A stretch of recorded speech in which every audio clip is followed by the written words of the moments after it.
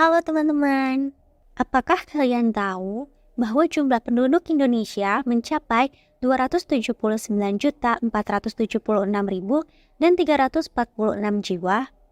Jumlah tersebut membuat Indonesia berada pada peringkat ketiga di Asia Tenggara dan urutan keempat di dunia setelah Amerika Serikat.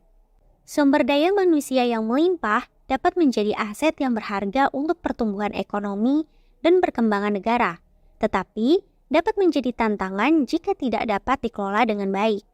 Hal ini disebabkan oleh sumber daya manusia Indonesia masih berada pada tingkat kualitas yang rendah.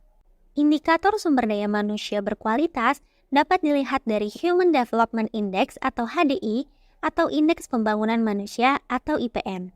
IPM Indonesia pada 2023 diperkirakan akan menyusut sebesar 0,32%. Rendahnya nilai IPM Indonesia dilatar belakangi oleh kesehatan, pendidikan, standar hidup, ketidaksetaraan, kemiskinan, konflik dan kekerasan, korupsi dan ketidakstabilan politik, hingga perubahan iklim. Keluarga, sebagai unit terkecil dalam masyarakat, memiliki peranan yang cukup penting dalam pencapaian hidup layak bagi anak. Anak merupakan suatu anugerah yang harus dijaga dan dirawat.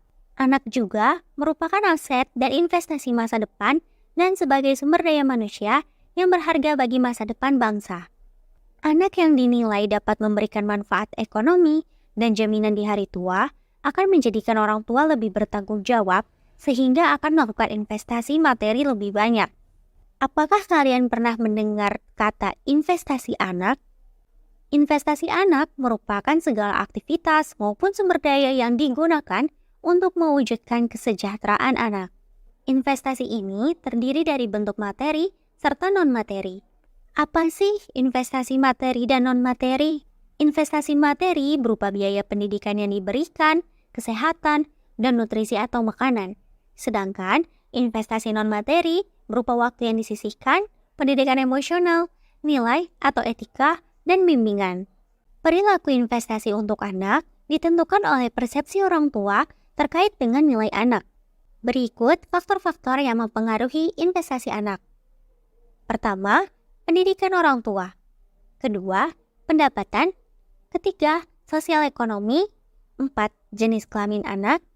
5, jumlah anak. Dan yang terakhir, usia anak. Investasi sumber daya manusia, terutama yang dilakukan oleh keluarga, telah terbukti menjadi determinan tingkat kesejahteraan dan dapat mengurangi tingkat kemiskinan. Oleh karena itu, orang tua ataupun calon orang tua diharapkan dapat memulai persiapan investasi anak lebih awal.